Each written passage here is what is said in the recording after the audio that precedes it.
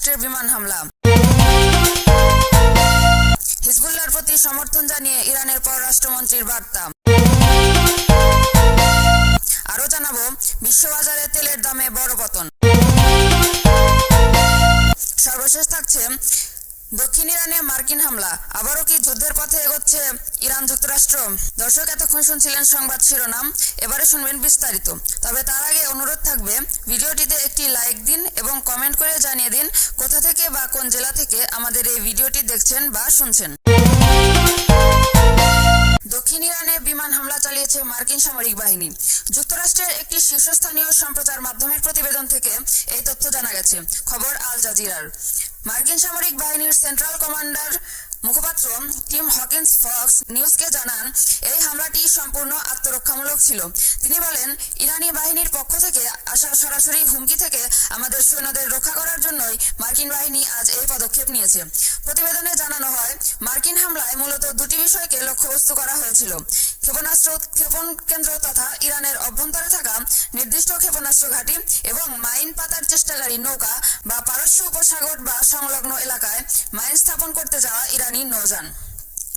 চলমান পরিস্থিতি নিয়ে মুখপাত্র হকিন্স আরও যোগ করেন, বর্তমানে একটি যুদ্ধবিরতি চলছে এবং সেই সময়সীমার মধ্যে সর্বোচ্চ সংযম বজায় রেখেই মার্কিন সেন্ট্রাল কমান্ড আমাদের বাহিনীকে রক্ষা করার কাজ চালিয়ে যাচ্ছে।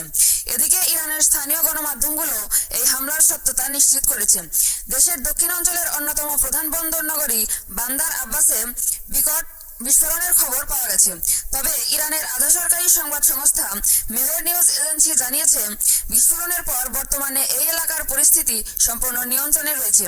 মধ্যপ্রাচ্যে চলমান যুদ্ধবিরতির মধ্যেই মার্কিন বাহিনীর এই আকস্মিক হামলা নতুন করে উত্তেজনা তৈরি করতে পারে বলে ধারণা করছেন বিশ্লেষকরা। লেবাননের প্রতিরোধ ও মুক্তি দিবস উপলক্ষে দেশটির সরকার, জনগণ এবং হিজবুল্লাহর প্রতি বিশেষ অভিনন্দন বার্তা পাঠিয়েছেন ইরানের পররাষ্ট্রমন্ত্রী আব্বাস আরাকচি।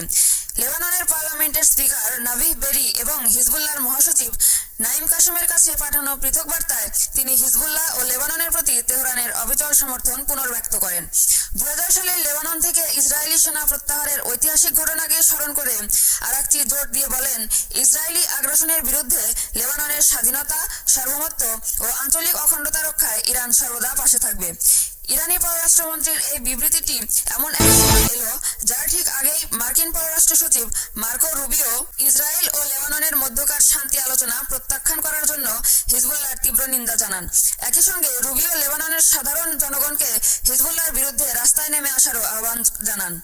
গত 2রা মার্চ থেকে শুরু হওয়া ইসরায়েলি হামলায় লেবাননে এ পর্যন্ত 3000-এরও বেশি মানুষ নিহত হয়েছেন এবং বাস্তুচ্যুত হয়েছেন লাখ লাখ মানুষ।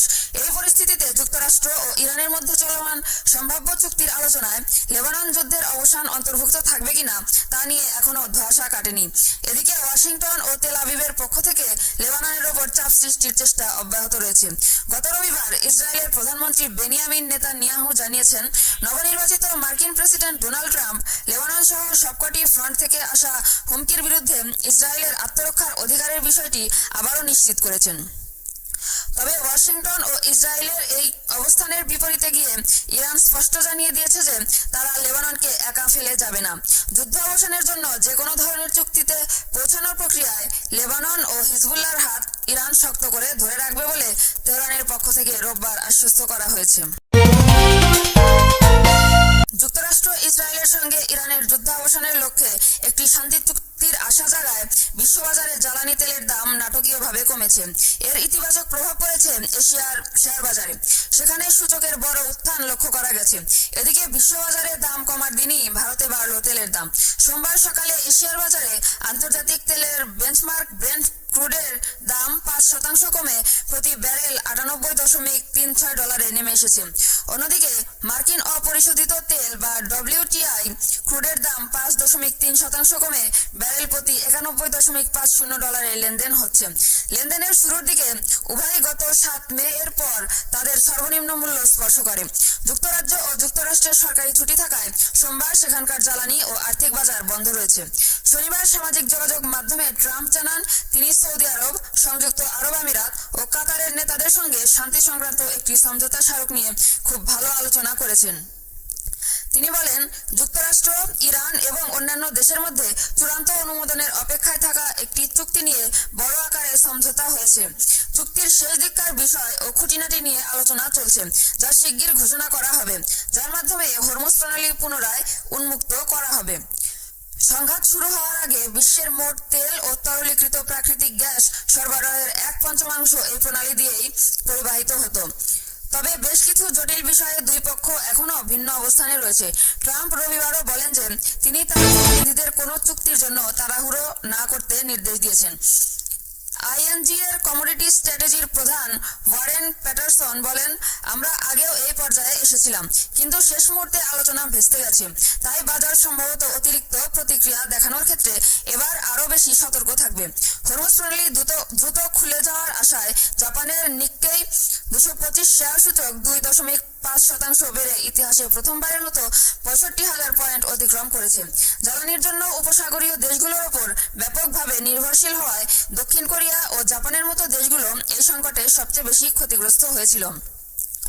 বাজার বিশ্লেষকরা এই পরিস্থিতিকে ইতিবাচক হিসেবে দেখলেও দীর্ঘমেয়াদী শঙ্কা এখনই উড়িয়ে দিচ্ছেন না। আর্থিক পরামর্শক প্রতিষ্ঠান এমএসটি ফাইন্যান্সের জ্বালানি গবেষণার প্রধান সল কভনিক বলেন, সুড়ঙ্গের শেষে কিছুটা আলোর দিশা দেখা গেছে, যা সাময়িকভাবে তেলের বাজারে স্বস্তি দেবে। তবে তিনি সতর্ক করে বলেন, সর্বোচ্চ আশাবাদী পরিস্থিতির কথা চিন্তা করলেও হরমুজ প্রণালী তেলের সরবরাহ স্বাভাবিক করা, ক্ষতিগ্রস্ত জ্বালানি অবকাঠামো মেরামত এবং যুদ্ধ শুরুর পর রেকর্ড পরিমাণ কমে যাওয়া বৈশ্বিক তেলের মজুদ আবার গড়ে তুলতে সময় লাগবে। ফলে 2027 সাল পর্যন্ত তেলের বাজারে এই টানাপোড়েন বজায় থাকবে।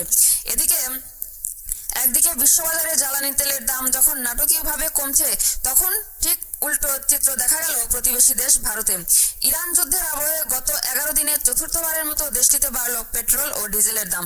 সোমবার নতুন করে লিটার প্রতি তেলের দাম বেড়েছে 2 রুপিরও বেশি। এর ফলে রাজধানী নয়াদিল্লিতে পেট্রোলের দাম সেঞ্চুরি পার করে 102 রুপি ছাড়িয়েছে।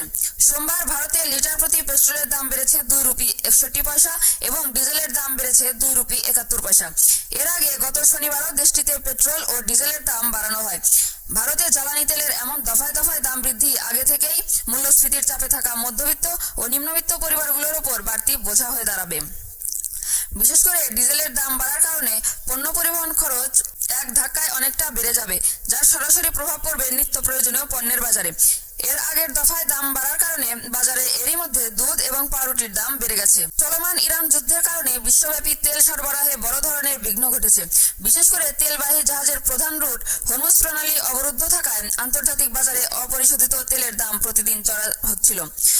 গত 28 ফেব্রুয়ারি যুদ্ধ শুরু হওয়ার পর দীর্ঘ 2 মাস ভারতের রাষ্ট্রায়ত্ত তেল কোম্পানি ইন্ডিয়ান অয়েল, ভারতের পেট্রোলিয়াম এবং হিন্দুস্তান পেট্রোলিয়াম আন্তর্জাতিক বাজার থেকে চড়া দামে তেল কিনলেও ভারতের বাজারে পুরনো দামেই বিক্রি করছিল। কিন্তু এই বিপুল লোকসান সংস্থাগুলোর জন্য এখন আর সহ্য করার মতো অবস্থায় নেই। হিসাব অনুযায়ী এই 3 সংস্থা মিলে প্রতিদিন 1,000 কোটি রুপির বেশি লোকসান গুনছিল। ফলে সরকারকে বাধ্য হয়ে দাম বাড়ানোর সিদ্ধান্ত নিতে হয়েছে বলে দাবি করা হচ্ছে। উল্লেখ্য, ভারতে 2022 সালের এপ্রিলের পর তেলের দাম দীর্ঘদিন স্থিতিশীল ছিল। এমনকি 2024 সালের লোকসভা নির্বাচনের আগে লিটার প্রতি 2 রুপি কমানো হয়েছিল। কিন্তু সম্প্রতি কয়েকটি বিধানসভা নির্বাচন শেষ হওয়ার পর থেকেই দফায় দফায় দাম বাড়াতে শুরু করেছে নরেন্দ্র মোদীর সরকার। পরামর্শক প্রতিষ্ঠান গ্র্যান্ড থর্নটন ভারতের তেল ও গ্যাস খাতের অংশীদার সৌরভ মিত্রের মতে, ভবিষ্যতে হয়তো বাজার সামাল দিতে দাম আবারও সমন্বয় করতে হতে পারে। তবে সরকারকে অবশ্যই তেল সংস্থাগুলোর আর্থিক সক্ষমতা রক্ষার পাশাপাশি সাধারণ ভোক্তার ওপর এর প্রভাবের বিষয়টিও ভারসাম্যপূর্ণভাবে বিবেচনা করতে হবে।